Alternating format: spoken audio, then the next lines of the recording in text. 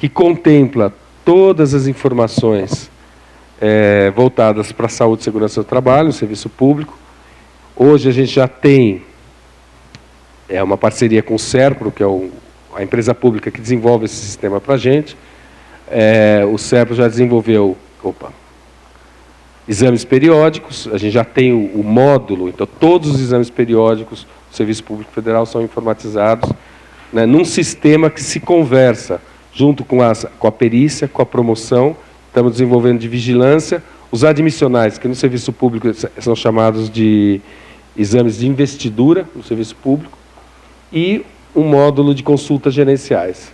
Então, esse sistema de informação que está sendo construído, ele permite que eu obtenha e faça relação de dados, por exemplo, de afastamento da perícia com o exame periódico e com a vigilância, né? Ou com a admissional, o exame de ingresso no serviço público ou investidura, com a perícia. Então, há a possibilidade de a gente fazer informações cruzadas, né, nesse sistema. Hoje nós temos cerca de 500 mil perícias já registradas nesse sistema de informação, então a gente já tem noção do que se afasta, né, uma noção muito clara do absenteísmo no Serviço Público Federal, né, do que estão se afastando.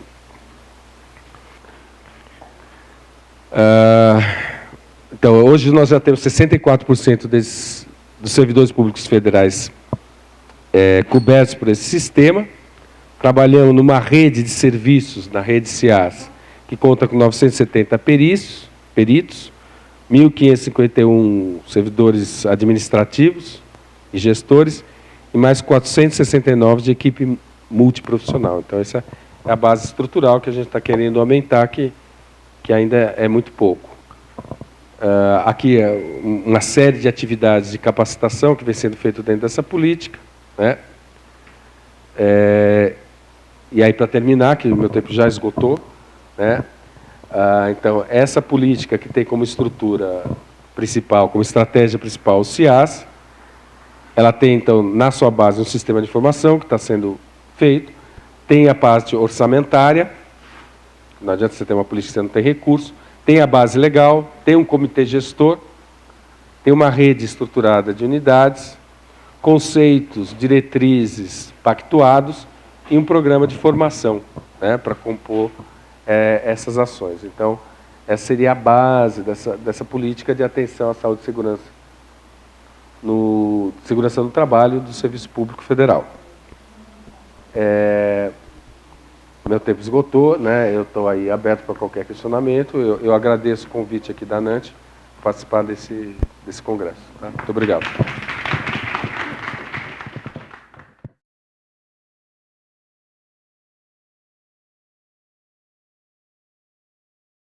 É um prazer estar aqui com vocês. Hoje eu estou aqui não é como presidente da ANANTE, não. Estou como um profissional da área da saúde, médico de trabalho, ergonomista e que labuto nessa área no meu estado de Goiás há bastante tempo, na área de frigoríficos, e depois passei até por uma sorte, sei lá o que foi, a participar de alguns outros frigoríficos em outras cidades.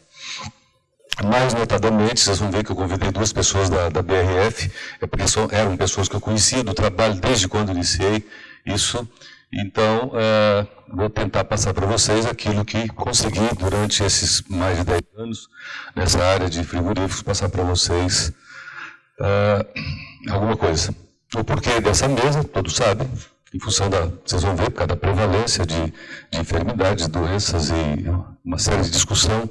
Bom, como eu disse inicialmente para vocês, me considero não na condição que não é a ANANTE que está falando isso aqui, que na verdade quem vai falar é Carlos, então para não ter conflito de interesse aí, realmente, eu faço questão de dizer, é um trabalho meu, na verdade, com a empresa que, enfim, de vários anos que eu estou labutando nessa questão da ergonomia, então não é a ANANTE que está falando aqui agora, tá? É o Carlos, tá? Colega de vocês, tá bom? A situação, então, do trabalho na indústria frigorífica, eu coloquei 2 slides para ver o lado do trabalhador e o lado do empresário. E retirei isso aí, uma cópia de um jornal, em 2012, abril de 2012, há um ano atrás, em que lá em Porto Alegre dizia, então, esse jornal, que o ritmo intenso de trabalho e a postura inadequada são algumas das dificuldades enfrentadas hoje no setor de frigorífico. Estima-se que atualmente 20, 30 ou dos 500 mil empregados que trabalham no setor, em todo o país, esteja com algum problema. O custo social é muito caro, está ressaltando quem fez a entrevista. O trabalho envolvendo abate de gado, suínos, porém, nesse caso, o problema mais grave é devido ao ritmo excessivo de trabalho.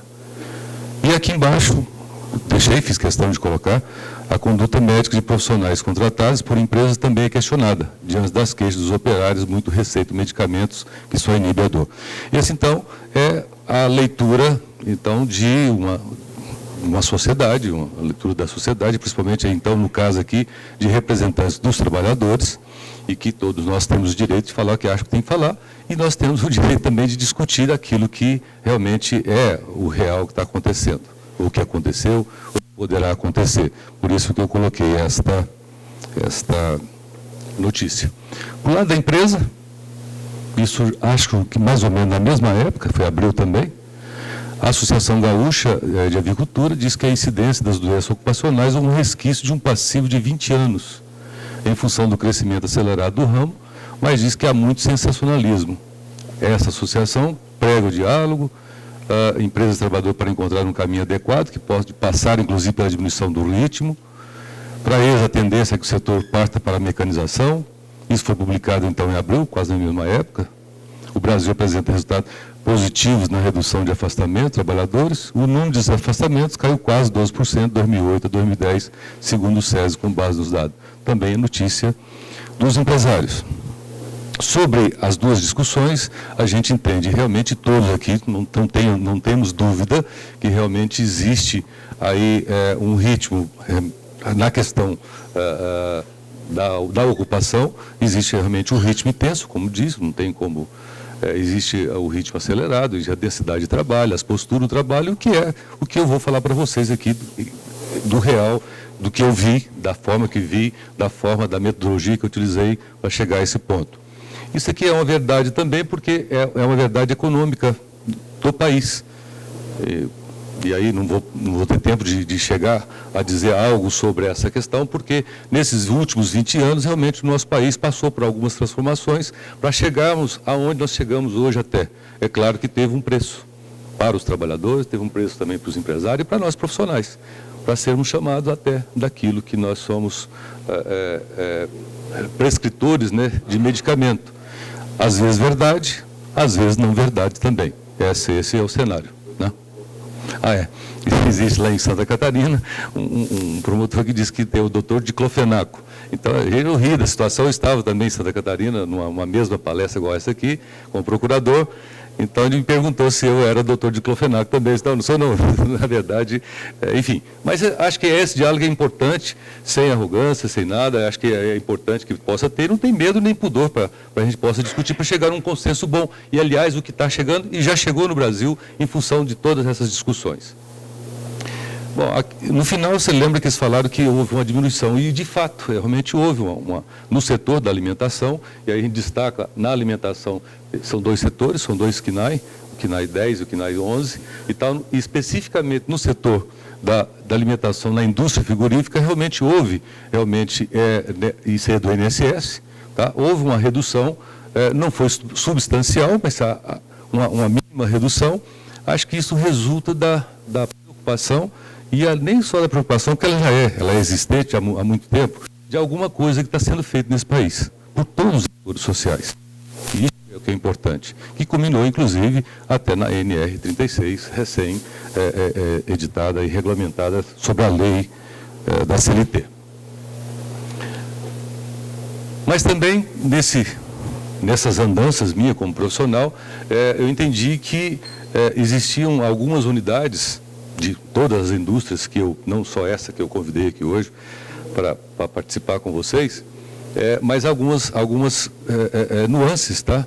Em que algumas unidades industriais, ou frigorífico, de bovino, ou de suíno, ou de aves, tá? Que idênticas, diferia muito o número, a prevalência de doenças dessas unidades. Mas por que isso? É claro que sempre tem uma explicação. E podemos realmente explicar isso de várias formas. E eu sempre tento explicar através dos determinantes sociais de saúde, tá? Através dessa modelagem, que foi feita, inclusive, pela Comissão Nacional sobre Determinantes de Saúde aqui no país, que adota esse modelo desses dois autores, para entender que nós morremos e nós adoecemos em função desses determinantes sociais.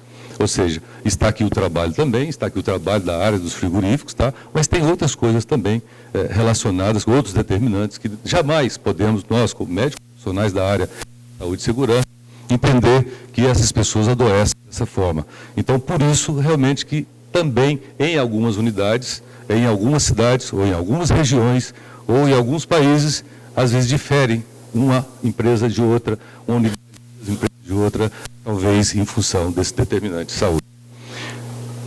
E até essa revista The Lancet, que eu acho que foi o ano atrás, 2011, lançou, então, quase 200 páginas sobre o Brasil, essa revista inglesa, e eu participei aqui também de um simpósio em São Paulo, com a Associação Médica Brasileira, onde faz um diagnóstico da situação do Brasil. E nesse diagnóstico realmente faz que há avanços na esfera dos determinantes sociais e realmente há muita participação, principalmente naqueles 4 fatores determinantes de morbidade e mortalidade do Lalonde desde 1974, que é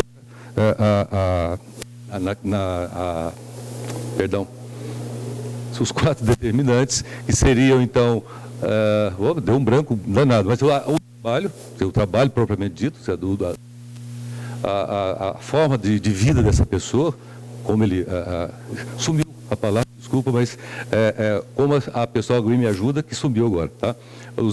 A hereditariedade, o acesso ao serviço e a forma dessa pessoa pode viver a vida, os hábitos de vida, saiu a palavra, hábitos de vida. Então, realmente, há explicações para isso.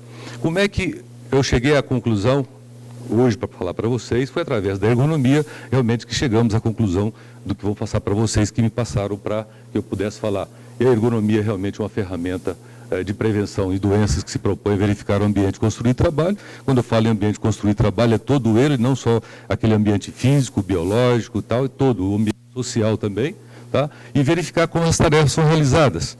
E através, realmente, da ergonomia, nós podemos diferenciar algumas ações técnicas das normais de atividades que comportam sobrecarga biomecânica. É a única forma de você saber qualitativamente e, às vezes, também quantitativamente, se você pode ter algumas tarefas que normalmente são consideradas nefastas, ruins para o trabalhador, porém, nas ações técnicas, como você vê, as ações técnicas realmente são normais, são atividades que realmente não pode provocar. A ergonomia nos dá essa possibilidade.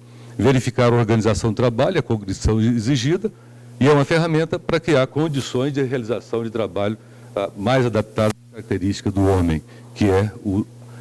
E também eu utilizo muito esse modelo de Guérin, tá? Para quando eu chego em uma empresa, na verdade, o que eu procuro sempre entender na análise da atividade, que é a essência da ergonomia, eu vejo o trabalhador, eu vejo o conteúdo das tarefas e a empresa, como é o perfil, o que a empresa solicita, então, dos seus trabalhadores, tá? E, é claro, como é que está a condição desse trabalhador no seu estado físico, a sua situação social, a sua qualificação, o estado atual de saúde dele, a empresa, quais são os objetivos, que equipamento que disponibiliza para esse trabalhador, como é que é a organização do trabalho, da produção, o ambiente e, finalmente, as tarefas. Aí há um paradigma da ergonomia que nem toda tarefa prescrita é real, tá? E chegando com isso a algum resultado positivo ou negativo, tá?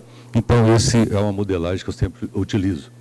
E com isso, a gente vê realmente que o setor, então, ele disponibiliza um processo de trabalho mecanizado, manual e também automatizado. Existe, às vezes, um tempo sempre insuficiente, inadequado para executar e completar uma tarefa. A jornada, às vezes, sim, tem horas extras, tem um trabalho noturno, os turnos fixos, alternantes, ausência de pausas, em função da hipersolicitação que tem o corpo, a falta ou pouca autoridade para decisões importantes, um bom desenvolvimento da sua tarefa, e a falta de autonomia relacionada com a exigência técnica e a possibilidade de regular o ritmo de trabalho, a ausência de planos de ascensão e carreira claramente definidos e os diversos tipos de liderança. Isso é o quê? É é um resumo do que é hoje, então, do que se vê do perfil da área frigorífica. E isso aqui é o estado da arte em que a gente procura e chega a ser o estado da arte, é isso aí. O que a gente vê do que está escrito, que realmente a atividade frigorífica, ela tem problema na linha de produção, do ritmo, as tarefas são eminentemente manuais, aplicam força durante os cortes, manipulação de peças, as posições, a postura das pessoas são desfavoráveis, extrema em nível de membro superior, há uma repetitividade gestual, cerca de 18 mil movimentos por 8 horas, exposições a vibrações, temperatura, umidade ambiental, que o Moacir vai falar sobre isso, temperatura da própria peça, porque a própria peça, principalmente na desossa, há uma influência também até na força que pode estar aplicando, ou até também a manipulação da própria peça. A história do animal, sua alimentação, o tipo de criação, no caso do bovino, existe uma diferença daquele gado que é criado em pasto solto, daquele gado que é criado em confinamento. Então, existe uma diferença na manipulação disso aí. Há uma hipersuscetibilidade, é claro, na questão sobre o sexo, a idade e a capacidade física da pessoa, falta de tempo para recuperação, repouso, os fatores psicossociais e falta de uma política efetiva de gestão de risco. Então, esse é o estado da arte, isso é o resumo da minha fala dos 20 minutos, não tem como sair disso, isso é uma verdade, e que existe, é claro, em graduações diferentes de empresa para empresa, de unidade para unidade, de cidade para cidade, até na próxima cidade também, onde tem unidades da mesma empresa. Porém, é importante que falemos sobre essa questão. Existe uma diferença, se é muito ou pouco, vai depender muito, é claro, da atividade e da região, de onde está se fazendo, está executando as suas tarefas. Entre o processo industrial de aves, de suíno, bovinos e indústria de embutidos. Essa que, inclusive, estão reclamando hoje, a gente sabe, desde o tempo, não sei se vocês discutiram lá na discussão da NR36, que a questão da temperatura é completamente diferente, tá? Diferente de uma de outra. Realmente não existe, às vezes não existe movimentação repetitiva, a não ser a questões posturais. Enfim, são discussões que não devemos deixar de passar ainda, mesmo com a NR36, são discussões que devemos estar no nosso meio colocando à tona para que podemos consensar uma série de questões sobre isso. Então, para se ver a densidade, então, a densidade e o ritmo de trabalho, há uma utilização de métodos observacionais, e nessa questão, quando você está fazendo esses métodos observacionais, você pode ver a intensidade do esforço, a duração, o número de esforço, as posturas, a velocidade da execução, a duração diária e taxa de ocupação. E para isso existem várias ferramentas, aí há então uma discussão grande, que ferramenta que eu utilizo? Gente, olha, todos podem utilizar a ferramenta que achar que tem que utilizar, desde que tenha o pensamento que é um norte de alguma coisa que você está fazendo sobre a observação sistemática, sobre aquela atividade que está sendo estudada. Cada um faz aquele método e aplica aquele método que achar que é interessante, que tem vamos dizer assim, uma experiência maior daquele um ou outro. São vários métodos, para vocês entenderem, tem o Hula, o Kiel, tem a Ocra está sendo utilizado hoje no nosso país, tem o Torton, o Hudson também, enfim, são vários métodos. O que é importante é que com esses métodos também, quantitativos, é importante para a gente analisar a frequência das ações. Essa é uma importância. E também saber o que são as ações técnicas, para diferenciar do movimento que a pessoa faz, o movimento, a postura que a pessoa tem durante a execução de uma tarefa. E com isso tem algumas coisas que, por exemplo, Colombini e Elkpitt conclui que o trabalhador pode desenvolver até 30 ações técnicas por minuto, desde que não haja fatores biomecânicos e tenha uma recuperação de tecido. A partir daí, quantitativamente, dependendo das condições, realmente toda aquela forma sistêmica de ver o trabalho, então, do frigorífico, você chegar à conclusão se aquele trabalho está sendo ou não. A duração efetiva do turno é importante para todo mundo, realmente é importante para saber se existe micropausa, se não existe micropausa, o que é micropausa, e, na verdade, são questões que não devem ser esquecidas e realmente com isso você pode tirar durante um tempo, numa jornada, saber que a pessoa pode parar 20 ou 40 ou 60 ou 100 minutos, enfim, para saber da importância dessas pausas. E o tempo real trabalho repetitivo, existe uma conta do método Ocra e que você pode chegar realmente a dizer isso aí. E sua postura, gente, eu tenho que passar já tenho, acho que mais 3 minutos só, 2 minutos. Estava dizer para você que postura no trabalho, realmente, qual que é a postura melhor? É sentado, em pé, as duas são ótimas, mas dependendo da forma da atividade industrial participando, às vezes a posição sentada é ruim para o trabalhador, e a de pé também é. Então você tem que adequar aquilo que seja o melhor para o trabalhador. Não vai dar tempo, realmente, qual que é a discussão sobre a posição sentada, desculpe, tá? Mas eu errei no tempo para falar para vocês, a vontade era essa. Existe, então, para finalizar, a repercussão, que é o que eu tenho que falar. Realmente, nós temos que avaliar globalmente o cenário da saúde. A localização anatômica dos sintomas nos últimos 12 meses é uma forma boa de vigilância, a persistência dos sintomas, rastrear precocemente. O absenteísmo e o presenteísmo não pode ser olhado como um fator de gestão, mas sim para vigilância, não para gestar a performance da empresa, mas para a vigilância mesmo, com complemento clínico e tal. Então, são outras questões ambientais, e é assim que você fala. O caminho que eu acho interessante para todos nós é a compensação justa entre as partes, não pode ser uma compensação somente para o trabalhador ou somente para a empresa, eu acho que e também somente para nós profissionais da área de saúde. O marco regulatório, com acordo, felizmente aconteceu no nosso país, agora recentemente, com um trabalho árduo aí que foi feito durante mais de 3 anos. Políticas públicas de atenção integral à saúde, cuidados com as radicalizações, que podem atrapalhar o nosso trabalho, inclusive, agregar mais racionalidade, tudo para chegar nessa questão que é do trabalho decente e justo e sustentável para as partes. Muito obrigado.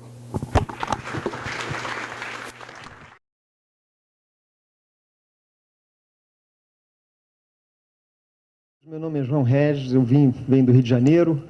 Atualmente eu estou presidindo a Regional do Rio de Janeiro da Sociedade Brasileira de Diabetes. Eu me formei na UFRJ, na Federal, tenho mestrado pela UERJ, doutorado pela UFRJ, e passei um tempo na Fiocruz fazendo um pós-doutorado, e minha área de ação é estudar doenças metabólicas. Eu queria agradecer a comissão desse evento, um evento grandioso, fiquei até impressionado com o tamanho do evento, lá fora a gente não sabe a dimensão desses eventos, então fiquei bastante impressionado. Bom, vamos falar sobre uma doença extremamente prevalente no nosso meio, diabetes. É impossível, quer dizer, qualquer médico, qualquer profissional de saúde não se deparar com um paciente diabético no decorrer da sua prática profissional, né?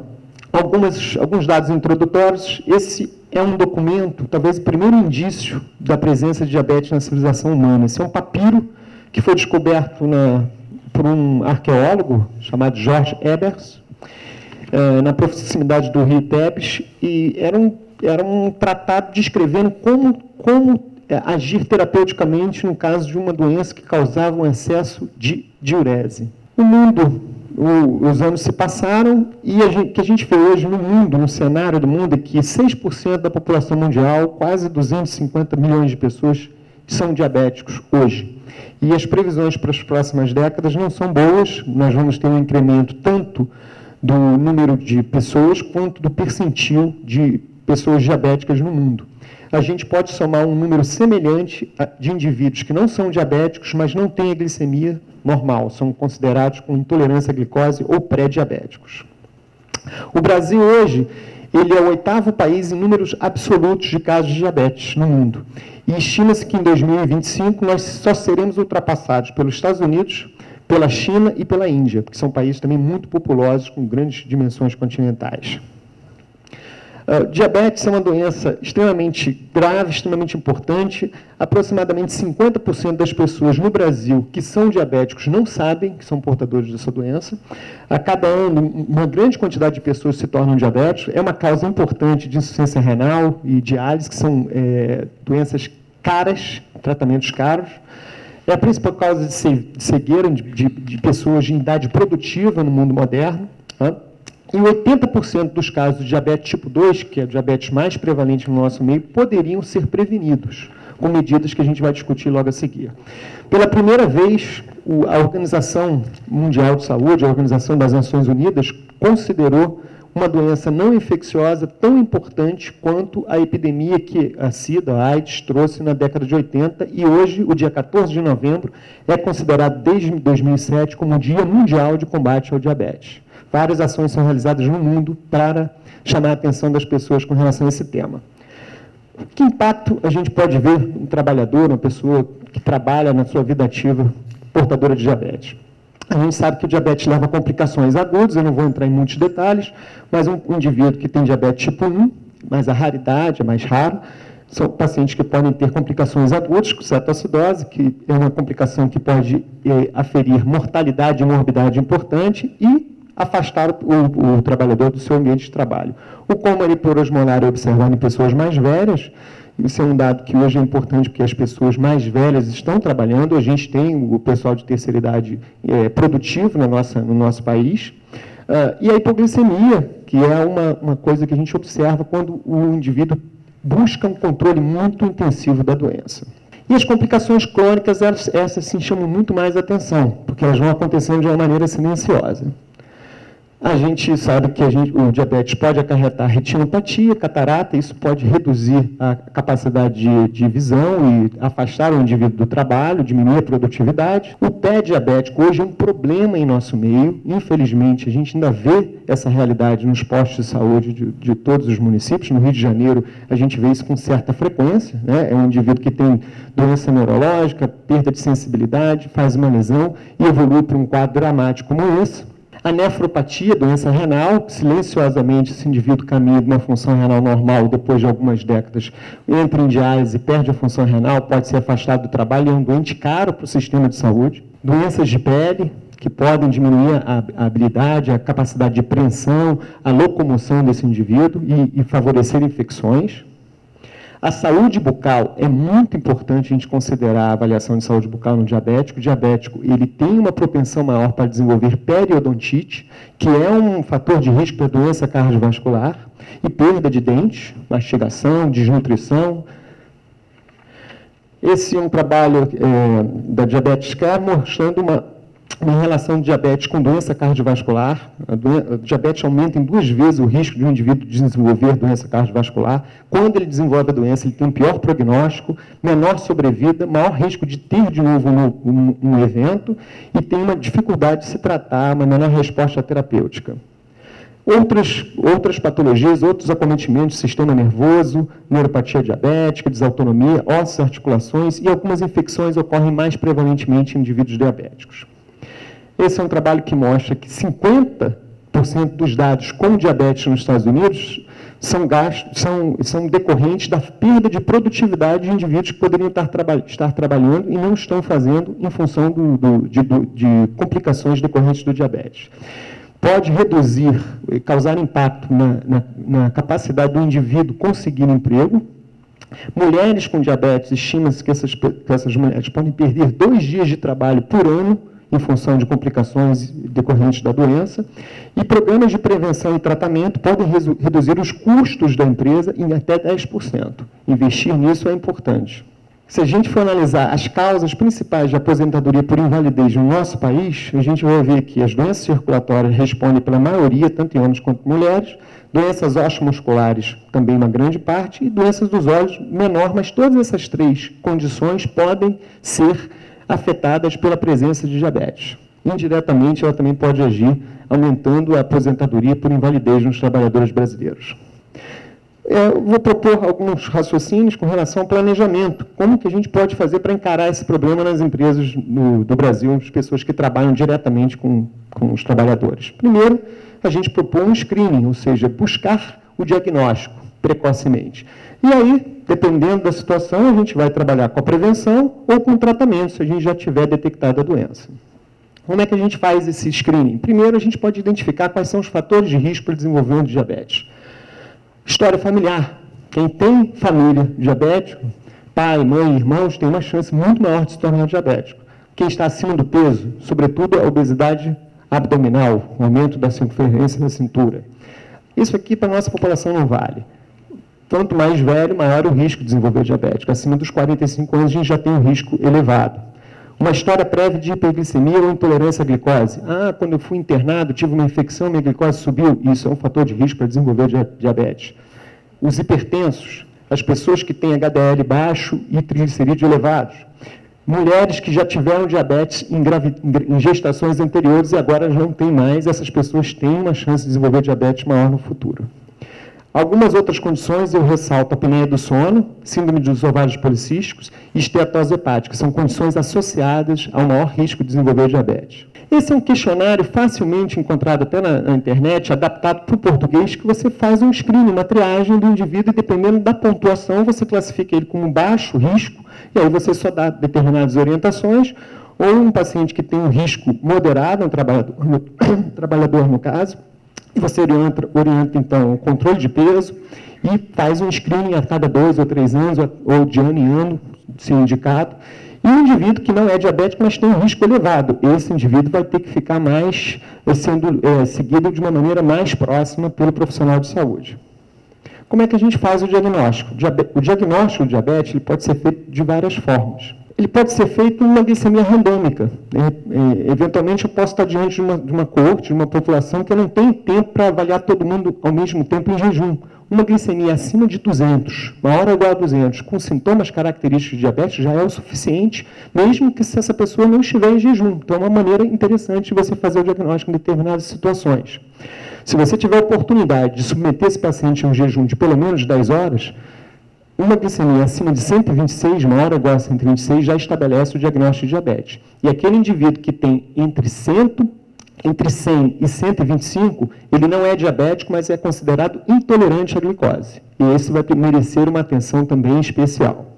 O que a gente faz com o indivíduo que durante esse screening, a gente detecta que ele não é diabético, mas não tem a glicemia dentro dos valores de normalidade? É aquele indivíduo que tem 100 até 125. O que a gente propõe para esses indivíduos? A gente sabe que esses indivíduos eles têm uma tolerância reduzida à glicose, eles têm um risco maior de desenvolver diabetes e doença cardiovascular. Portanto, vale a pena considerar um tratamento desses indivíduos. O que a gente pode sugerir para eles? Primeiro, controle de peso, dieta, atividades físicas regulares. Acompanhar clinicamente e avaliar periodicamente a glicemia, eventualmente com teste de tolerância oral à glicose. Combater condições associadas. Pressão arterial tem que estar sob controle. Dislipidemia. Esse indivíduo não pode fumar, senão ele vai agregar fatores de risco para doença cardíaca, cardiovascular. O estresse, que talvez seja o maior desafio nosso. E, eventualmente, o uso de medicamentos. Se existe alguma droga, alguma medicação que a gente possa fazer com custo-benefício apropriado para essa população. Esse é um trabalho publicado na New England de 2001, muito interessante, que ele comparou indivíduos que não faziam nada, que tinham essa característica de chance de desenvolver diabetes, com indivíduos que mudaram o estilo de vida intensamente, passaram a se alimentar melhor, controlar melhor o peso e fazer atividade física. Eles conseguiram reduzir em 58% o risco desses indivíduos se tornarem diabéticos depois de 6 anos de evolução. E um outro braço desse estudo mostrou que a metformina, uma droga bastante conhecida e bem acessível pela população, teve um potencial de reduzir em 31% a evolução de intolerância à glicose para diabetes. E hoje a metformina é considerada como uma droga interessante para ser utilizada nessa fase do distúrbio metabólico. A gente sabe também que o excesso de peso ele envolve uma série de problemas de saúde, e entre os quais o diabetes deve ser considerado importante. A gente tem uma perspectiva do percentual da população com índice de massa corporal elevado, crescente em todo o mundo, inclusive no Brasil. E a gente vê que hoje a variação ponderada da população brasileira, em indivíduos maiores de 20 anos, houve um aumento do excesso de peso e uma redução da prevalência de déficit de peso. E isso está acontecendo em todas as regiões brasileiras. Hoje, o excesso de peso é muito mais prevalente no norte do que a desnutrição. O que a gente pode considerar como estratégia de prevenção de complicações e tratamento? Vale a pena tratar o diabetes do tipo 1, que é menos prevalente? Vale a pena. Esse é um trabalho que mostra que, se você tratar esses indivíduos, você reduz a incidência e a prevalência de complicações associadas ao diabetes. E isso acontece também no diabetes do tipo 2. Foram avaliados mais de 5 mil pacientes por mais de 10 anos. Se você trata melhor esses pacientes, você reduz a chance de desenvolvimento de complicações micro e macrovasculares. O objetivo é você estabelecer uma zona de controle de hemoglobina glicada menor que 6,5 ou menor que 7. Você vai encontrar uma certa conflitância em federações aqui no Brasil e lá fora. O importante é você não fazer isso às custas de um risco de hipoglicemia. Hipoglicemia pode causar acidente no ambiente de trabalho. Atenção com pessoas na terceira idade. Você não precisa ter o mesmo target, o mesmo alvo de indivíduos mais velhos. E não há no Brasil uma padronização metodológica, o problema é esse. Uma hemoglobina glicada que você dosa no sul da Bahia, num laboratório, pode não ser a mesma técnica que você utiliza numa zona maior, em São Paulo, por exemplo, na cidade de São Paulo. Daí você não pode comparar muito esses resultados. Então, esses dados não são tão facilmente extrapolados para a realidade brasileira. A gente deve controlar os níveis de colesterol, triglicerídeo. Controle da pressão deve ser estimulado nesses indivíduos, exame de fundo de olho periodicamente para evitar a retinopatia. Exame dos pés, é muito importante o exame dos pés do indivíduo diabético, é fundamental. E a pesquisa de microalbuminúria, porque você consegue antecipar a incidência ou o acontecimento da doença renal, que é uma fonte de complicação muito importante nesses indivíduos. Saúde bucal também é importante, investir na saúde bucal e, obviamente, é impeditivo o tabagismo nessa população.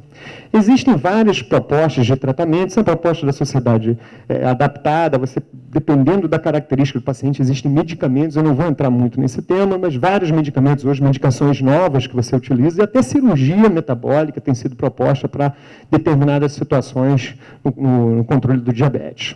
Algumas propostas que eu vou lançar para a gente terminar a discussão, a exposição.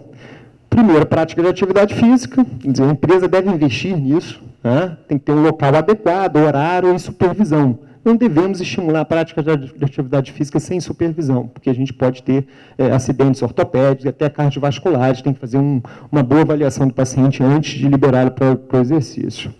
Esse é um trabalho que a gente publicou lá fora, que mesmo pessoas que estão muito acima do peso, muito comprometidas, podem fazer exercício e se beneficiar da prática de exercícios quando isso é bem esquematizado. Informação é importante, palestras, programas de esclarecimento da população, dos trabalhadores, essa pessoa consegue aderir se ela tiver conhecimento sobre o problema. Proposta de alimentação saudável, disponibilizar uma facilidade de você adquirir alimentação saudável nas empresas, campanhas educativas, adequação à realidade, a gente não pode também sair da nossa realidade, e o profissional de nutrição, para mim, é fundamental para que a gente consiga isso. Alguns exemplos interessantes. Esse é um trabalho que mostra que é muito mais interessante, muito mais eficaz, você tem muito mais eficácia quando você age na intervenção no ambiente. É muito mais fácil, a gente tem muito mais resultado quando a gente age no macroambiente do que quando a gente age em pequenas populações e na relação do médico, do profissional de saúde com o paciente individualmente. Você agir em grandes populações, você tem resultados melhores. Vou mostrar alguns exemplos.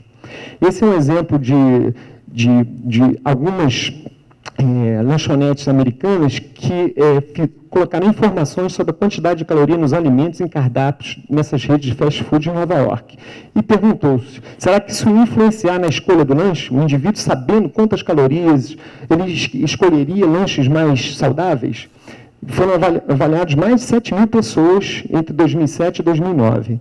Não houve uma redução geral, mas nas pessoas, nos 15% que reportaram a leitura, que leram os cardápios, eles reduziram a ingesta calórica em 106 unidades calóricas. Então, se a gente conseguir educar a população, informar, a gente consegue alguma coisa. Esse é um trabalho sensacional, é um trabalho coreano que os pesquisadores avaliaram executivos que tinham síndrome metabólica, não trataram os executivos, trataram apenas as mulheres, as esposas dos executivos, e viram que à medida que essas mulheres eram tratadas e controlavam os pesos, os maridos também perderam peso, mostrando que a participação da família e a participação das pessoas em torno daquele paciente é fundamental para que a gente também consiga sucesso.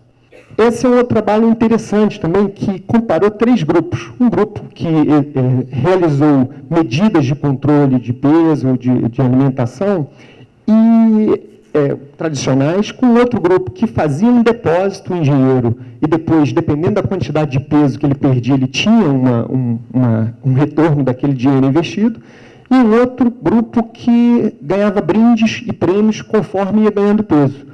E ele mostrou que a população que fazia esse depósito, a população que recebia brindes quando ganhava quando perdia peso, perderam mais peso do que aqueles indivíduos controles, que eram tratados de forma tradicional. Então, talvez mostrando que a gente possa usar a criatividade para tentar estimular as pessoas a aderir a programas de controle de peso e controle da glicemia. Então, a gente tem que buscar um sinergismo entre ações individuais, ações coletivas e ações que modifiquem o ambiente. O grande problema no nosso mundo é esse, que a gente está realmente fazendo menos atividade física, a gente está muito comprometido com a modernidade. É muito difícil a gente aderir a esses planos, está todo mundo estressado. Outro grande problema no trabalhador brasileiro que eu vejo é o transporte. Às vezes, tem pessoas que ficam 2 horas, 3 horas no transporte entre a casa e o trabalho. Então, cobrar desses indivíduos uma atenção maior com relação à saúde e à prática de atividade física é muito difícil. Então, a gente tem que tentar disponibilizar isso no ambiente de trabalho. E eu vou terminar com esse slide, que é um slide bem interessante, de uma proposta desse autor, James Neal.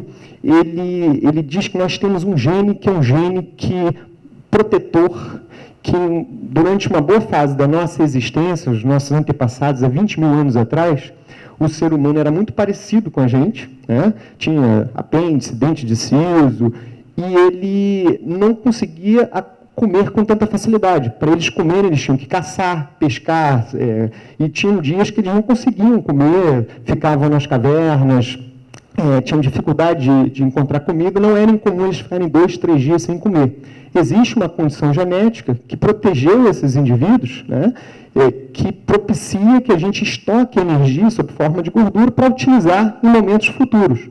Só que o mundo mudou e nós hoje não estamos vivendo com essa penúria de alimentos. É muito fácil a gente conseguir comer hoje. A gente está conversando aqui, posso sair, ou a comida pode vir até a mim. Só alguns comentários finais. O diabetes é uma doença prevalente no nosso meio, ela constitui um problema de saúde pública em crescimento, muito importante. O impacto na produtividade do trabalhador justifica a implementação de medidas preventivas e terapêuticas. Campanhas educativas e de diagnósticos têm importância e estratégia. A gente deve investir nessas campanhas. A terapêutica do diabetes, entretanto, bem como suas complicações, deve ser feita respeitando a individualidade dos pacientes. Nenhum paciente é igual ao outro. E aí, talvez, eventualmente, vocês vão precisar da ajuda do especialista para conduzir determinados casos. Era isso que eu queria falar. Eu só gostaria de passar um filme de 1 minuto, só para ilustrar uma proposta de terapêutica bastante interessante, de esclarecimento. Não sei se vocês já viram, mas é um filme que tem na internet muito interessante.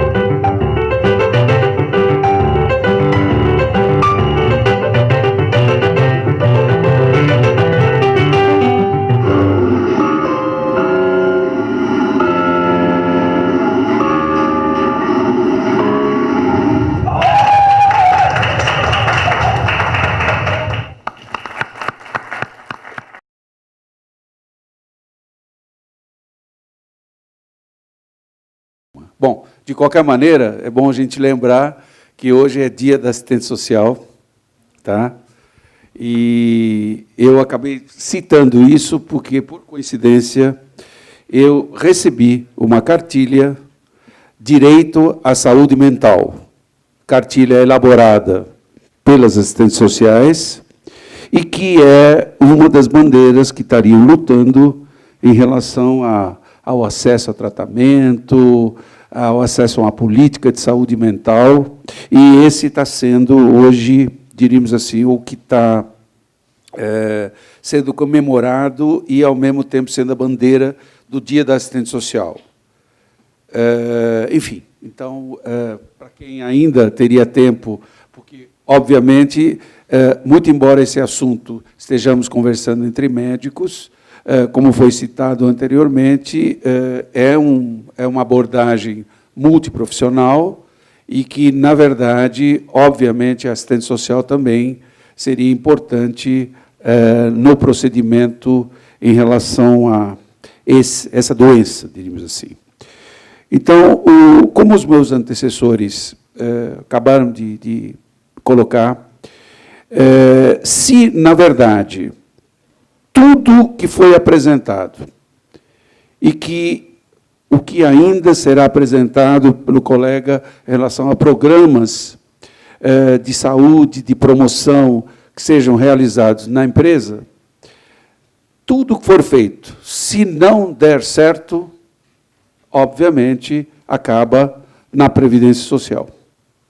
Então, por isso que, de uma certa maneira, quando a gente coloca, em relação ao tema, critérios de incapacidade laboral nas dependências químicas, para o perito, fica uma situação, obviamente, eu diria assim, de dificuldade, porque se nós estamos pensando que nós queremos evitar o problema, e como foi colocado pelo doutor Paulo, que nós teríamos 70% que estariam empregados e que, na verdade, nós estamos com usuários de álcool ou de drogas tendo esse índice alto, imaginem quando não dá certo, isso acaba na Previdência.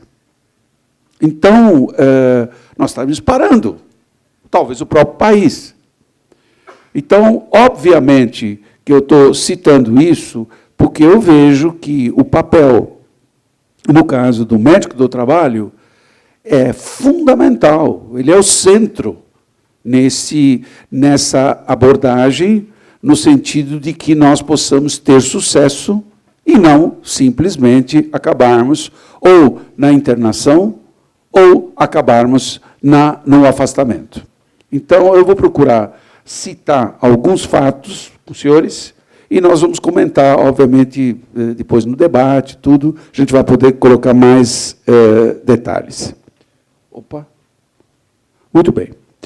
Então, vejam bem, em 2011, São Paulo registrou mais de 41 mil benefícios a dependentes químicos, dos quais 11 mil foram relativos a drogas psicoativas que não o álcool. Em 2012, a quantidade de auxílios-doença concedidos a dependentes de drogas, vejam bem, foi de 124 mil, mais de 124 mil, 125, como cocaína e crack, que cresceu 10% em relação a 2011, superando o índice de benefícios concedidos pelo uso de álcool. Em 2012, 13% do total de benefícios no país foram dados em relação ao uso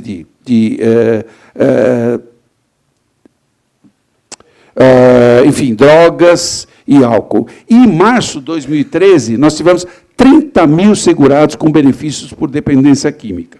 E só em janeiro nós já estamos com 2.400, e dos quais 1.044 em relação ao álcool. Então, do jeito que foi mostrado, onde diminuíram ano a ano as internações, nós temos, ao mesmo tempo, o aumento, ano a ano, dos usuários de drogas e, basicamente, álcool, tendo ultrapassado hoje o uso de álcool. Então, eu acho que esse detalhe foi colocado pelo doutor Paulo em relação às internações, mostra claramente a inversão que nós estamos tendo na sociedade hoje em relação ao uso de drogas. Muito bem. A primeira vez que a soma dos auxílios-doença aos usuários de drogas psicoativas superou os de álcool foi em 2007, quando nós chegamos a 16.351. Desde então, a diferença entre os dois só aumentou. Então, nós estamos continuando numa escalada. Para ter direito ao benefício, o segurado precisa de uma perícia médica e tem de apresentar laudos e exames que comprovam a dependência química. Então, veja bem, para a Previdência, não vou dizer que é tão simples, mas, de qualquer maneira, ele vai ter que apresentar o que está sendo feito em relação ao uso dessas drogas. Tá? Muito bem.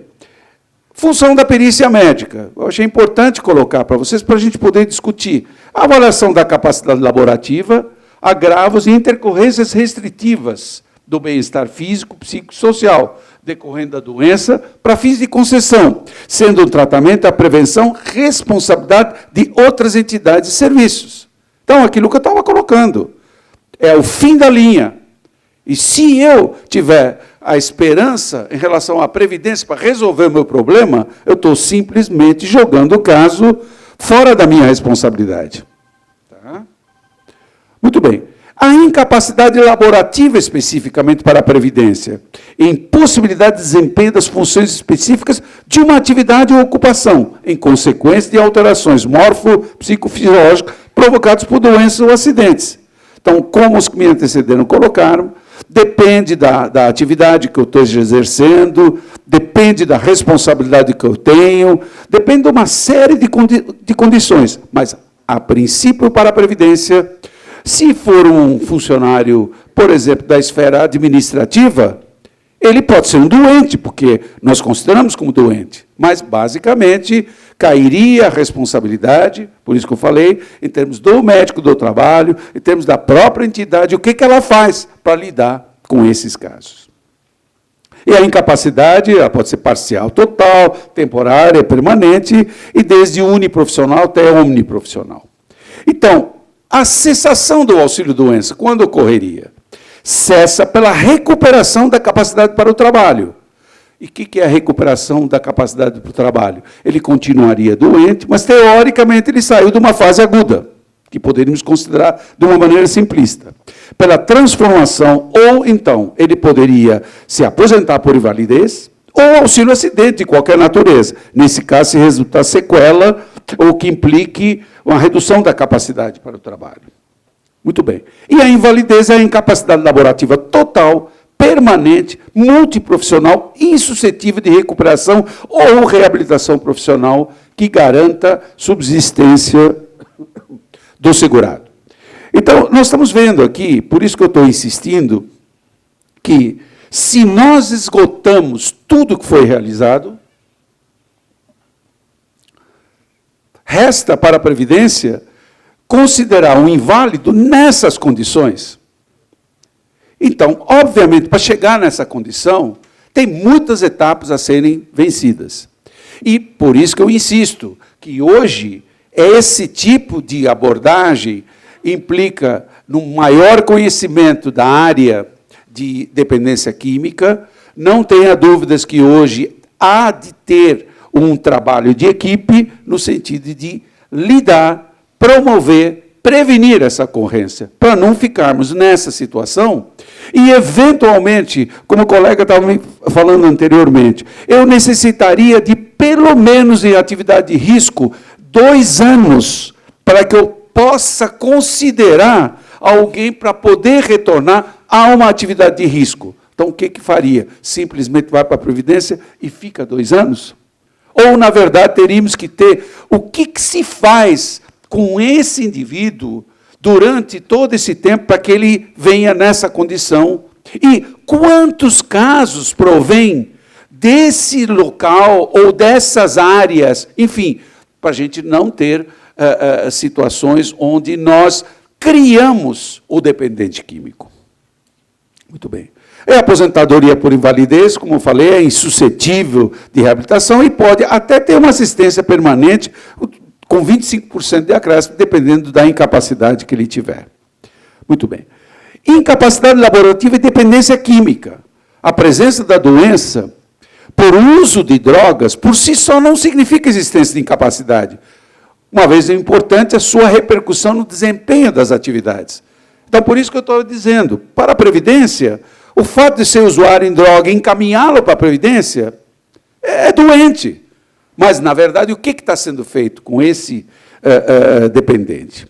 Muito bem. E aqui, esse slide está difícil para os senhores verem, mas, de qualquer maneira, ele pega desde a gradação no CID, como foi colocado do F10 ao F19, o último algarismo implicaria na gravidade do caso. Se é uso nocivo, se ele tem uma síndrome de dependência. Então, veja bem, o 1 e o 2, se ele usa uma substância de uso nocivo, ele tem uma síndrome de dependência, não necessariamente ele vai estar incapaz, até em termos de estado de abstinência, dependendo do que ele vai atuar. Então, principalmente os primeiros 2 estágios não implicam absolutamente incapacidade. Depois você tem o estado de abstinência, o delírio, transtorno psicótico, síndrome amnésica e o transtorno psicótico, que aí, nesse caso, começa a incapacitar pelo grau de uso de drogas. No caso de substâncias que causam dependência, as condições de intoxicação aguda não trarão repercussões para o sistema previdenciário. Ou seja, qualquer caso que tiver em síndrome aguda, ou ele se apresentar alcoolizado, ou se apresentar sob uso de droga, ele simplesmente retornará numa outra data, fará uma avaliação, porque, na verdade, nós estamos lidando com o doente crônico de utilização de uso de drogas. Muito bem. O alcoolismo, até foi colocado até 2009, era o maior responsável, depois nós tivemos mudanças no tipo de afastamento, e aí, no caso, a internação em clínicas com proposta de laboterapia, síndrome de abstinência, se bem conduzida, possibilidade de agravação do caso pelo uso associado de outras drogas, e pode haver incapacidade laborativa temporária para funções que exponham a riscos pessoais e ou de terceiros, que é onde, muitas vezes, para a perícia médica, é muito importante trabalhar em parceria com quem origina esse tipo de afastamento, tá certo? Então, eu acho que a integração médico do trabalho, médico assistente, médico perito é fundamental para a abordagem nessas situações. E aqui, eu só queria mostrar que a própria Previdência, através dos seus diretrizes, ela estabelece os seus critérios, até de afastamento ou de indeferimento, em relação ao tipo de uso de álcool ou droga, e, especificamente, cada uma delas tem um tipo de abordagem. Então, no caso do alcoolismo, nós estamos vendo que os fatores agravantes em relação ao trabalho com substâncias inflamáveis, trabalhos de risco, então, nesse caso, já começa a ver de uma maneira diferente. A morbidade social, pelo tempo não vou entrar em muito detalhe. E depois nós temos os fatores atenuantes que, como foi colocado pelos meus antecessores, se tiver programas bem elaborados, programas de promoção e prevenção, eu posso ter realmente resultados melhores. E nós estamos vendo que, principalmente no primeiro estágio, quando tiver ou o uso, ou eventualmente ele estiver no primeiro estágio de estar usando apenas em termos agudos, simplesmente ele não vai ter o afastamento. E a partir da gradação de risco, como eu falei, seja da abstinência, seja do transtorno, ele começa a ter o seu afastamento, dependendo do grau que ele for atingido em relação ao uso, no caso do álcool. Então, não adianta ele se apresentar simplesmente como com uma síndrome aguda por alcoolismo e chega na perícia e vai querer o afastamento. Isso não funcionaria no caso da perícia, que ele seria solicitado para voltar num outro dia. Muito bem. O transtorno mental e comportamento devido ao uso de opiáceos, que se